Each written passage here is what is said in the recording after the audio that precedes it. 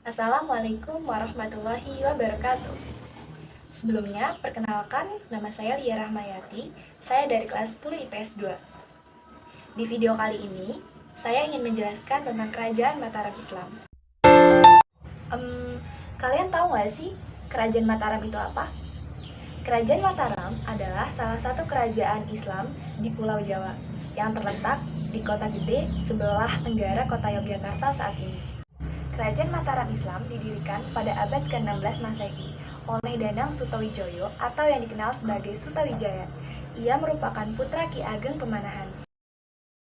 Sejarah Kerajaan Mataram Islam dimulai ketika Ki Ageng Pemanahan membantu Raja Pajang, yaitu Sultan Hadiwijaya, mengalahkan Arya Penangsang dari Jipang.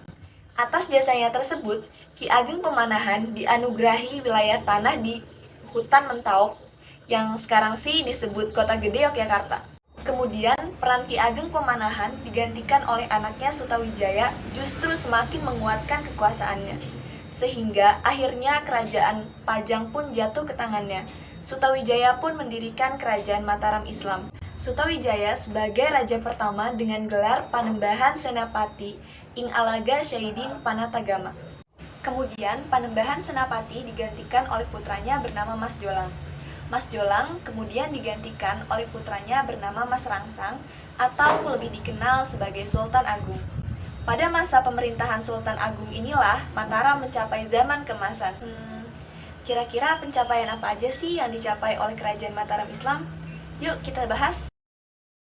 Yang pertama dalam bidang politik pemerintahan. Sultan Agung berhasil memperluas wilayah Mataram ke berbagai daerah, yaitu Surabaya, Lasem, Pasuruan, dan Tuban. Sultan Agung juga ingin mengusir VOC dari Kepulauan Indonesia. Kemudian diadakan serangan tentara Mataram ke Batavia pada tahun 1628 dan 1629. Selanjutnya yang kedua, dalam bidang ekonomi. Mataram berkembang menjadi kerajaan agraris. Dalam bidang pertanian, hasil utamanya adalah beras. Bahkan, pada abad ke-17, Jawa benar-benar menjadi lumbung padi loh. Hasil-hasil pertanian yang lain seperti kayu, gula, kelapa, kapas, dan hasil palawija.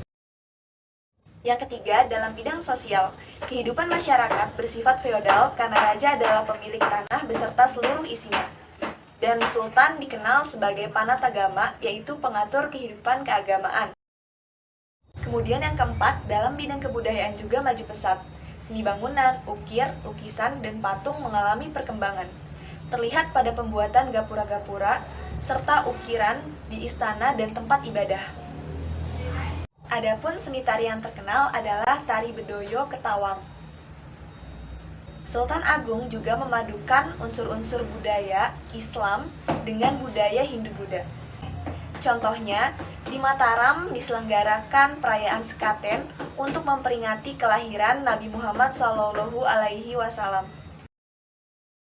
Namun, setelah Sultan Agung wafat pada 1655, ia digantikan oleh putranya yang bergelar Amangkurat I. Akan tetapi, pribadi raja ini sangat berbeda dengan pribadi Sultan Agung. Amangkurat I adalah seorang raja yang lemah, berpandangan sempit, dan sering bertindak kejam. Sehingga Mataram mengalami kemunduran, apalagi adanya pengaruh VOC yang semakin kuat. Dalam perkembangannya, kerajaan Mataram akhirnya dibagi menjadi dua berdasarkan perjanjian Giati. Sebelah barat menjadi Kesultanan Yogyakarta dan sebelah timur menjadi Kasunanan Surakarta. Baiklah, sekian yang dapat saya sampaikan di video kali ini. Semoga dapat bermanfaat. Thanks for watching. See you guys.